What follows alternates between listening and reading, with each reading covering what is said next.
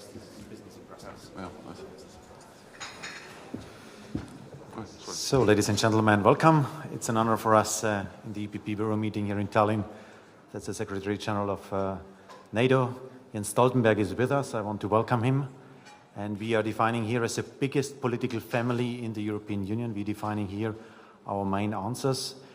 And when we look to the east, then there is Georgia a few years ago. We have Ukraine. We have the hybrid war. We have now the maneuver in a few days with more than 100,000 soldiers close to our border. So we have a new threat from the east that is obvious for us as EPP, and we have to answer this. We have to act now. That means for us to build up a European defense union, a European pillar for the security of our people. And that have two arguments. One is to look for an independent security system for the Europeans. We still rely on our American partners, but it's important to build up a European pillar. And the second argument for our engagement on a European defense union is that it is cheaper. So to combine our forces is cheaper for the taxpayers than to do it with 27 in the future European Union. That are the arguments why we will build on these points. It's great to have today the Secretary General with us to show that we want to do this together with NATO, like you already discussed it with the defense ministers today. So we want to do it inside of the NATO structures that are extremely important for us, but with a clear European, with a strong European pillar.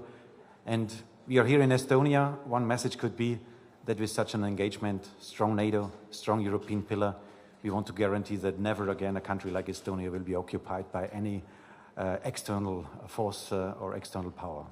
So welcome, and looking forward for the fruitful discussions. First of all, thank you so much for having me here today, Manfred Weber. It's a great honor for me to visit the EPP and to meet with you, because you represent the biggest group in the European Parliament, but the parliamentarians belonging to the EPP are also one of the really important groups within the NATO Parliamentary Assembly, and I appreciate very strongly the cooperation with you, both within the NATO Parliamentary Assembly and also when I meet the European Parliament. We live in a more challenging security environment with more threats, more challenges than we have seen for a generation. And NATO is responding, NATO is adapting, and I saw a part of that yesterday in Tapa, not far from Tallinn, here in Estonia, where NATO has deployed one of our new battle groups, a multinational battle group of NATO forces led by the UK, but showing how NATO is responding, how NATO is there to send a clear message that an attack on one ally will trigger the response from the whole alliance. We are also adapting in many other ways. We are increasing the readiness, the preparedness of our forces, and we are responding both to a more assertive Russia in the east, but also to all the violence, the turmoil we see to the south with terrorism and instability. Part of the NATO adaptation is also to strengthen the cooperation between NATO and the European Union. And I welcome so much the progress we have been able to make in strengthening cooperation between the two most important institutions in Europe, NATO and the European Union, in many different fields, but for instance also in cyber.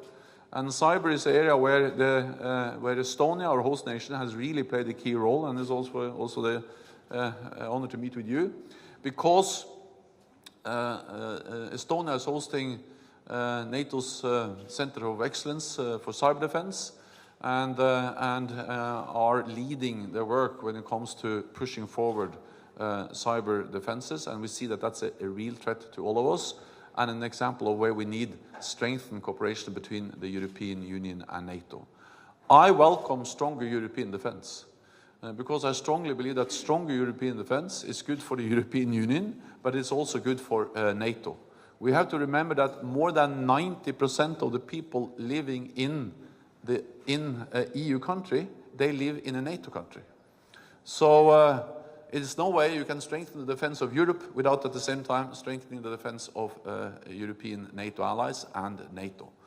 So therefore, for me, there is no competition between strong NATO and strong EU. For me, a strong Europe is the same as a stronger NATO.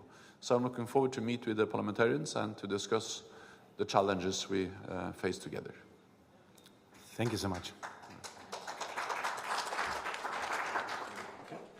Question from Estonian Daily Postimees. The main subject discussed here by European defense ministers would be PESCO, the permanent structure cooperation. From your position, what's the main first tangible result you expect from this cooperation, and by when do you think it could happen? Do you ask me or him? Yeah, you know, I don't represent the European Union, so I think I have to leave it to the European Union to in a way explain the details of PESCO. But PESCO is one way of strengthening European defense and also to strengthen European cooperation on defense. And as I said, I welcome stronger European defense. Exactly how the European Union decides, what kind of technical mechanisms and institutions they decide to frameworks they decide to use to achieve that, well, that I leave to the European Union. The only important message I have is that we have to avoid duplication. Because as Manfred just stated, one of the reasons why we need strong European defense is to make it cheaper, meaning that we can have more defense for the investments we do in defense. If the European Union starts to duplicate what NATO does, then we are undermining both NATO and the European Union, and we are doing things in less efficient and more expensive ways. So we have to avoid duplication, and we have to avoid any misunderstanding about that NATO is the guarantor of collective security, of territorial security. I welcome very much stronger European defense, but we have to remember that the deterrence, the defense which NATO is based on, and which is the guarantee of European security, is based on the transatlantic link. And the United States and Canada, they are not members of the European Union. And I don't believe they will be so in the near future either. So meaning that especially when UK leaves the European Union, 80% of NATO's defense expenditures will be non-EU. 3 of the 4 battle groups we have deployed in the eastern part of the alliance, in the Baltic countries and Poland, will be led by non-EU countries, the United States, Canada and UK. So we should just avoid any misunderstanding about the need for a strong transatlantic bond, strong NATO, and therefore we should not in no way create a misunderstanding that EU can replace NATO when it comes to collective defense, the transatlantic bond, which is so important for the security of European allies. I share this totally, and there is no debate among EPP, inside of the biggest political family in Europe, that we want to get in competition with NATO. NATO is the fundament of our security. But if we have the aim, if we have the goal to be more independent, that we can secure our security by ourselves, then we have to invest more, we have to save monies in combined activities, and we have to think about common structures of command. And that is what we are trying to solve, to bring these different things together. Again, the principle and the fundament is no competition. NATO is priority, and then we want to build up a strong European Union. And the details is exactly what we are doing here in Tallinn. So the Tallinn paper, which will be offered afterwards when we decided on this, will give you a good indication about our specific ideas about the strengthening the European security area. I only want to mention one point. We think that it is important not only to talk about theoretically about the security. We have to now very practically start. And I give you one example. Drones are very expensive. Small countries, mid-sized countries in Europe cannot anymore invest in drones because it's too expensive. That's why it would make sense to have a European effort, the European command on common drones technology and investments there, that we really can guarantee these new technologies for all the citizens of the European Union, especially here in the Baltic area. Thanks so much, and please give us now the time to discuss it inside with the Secretary General. Thanks so much.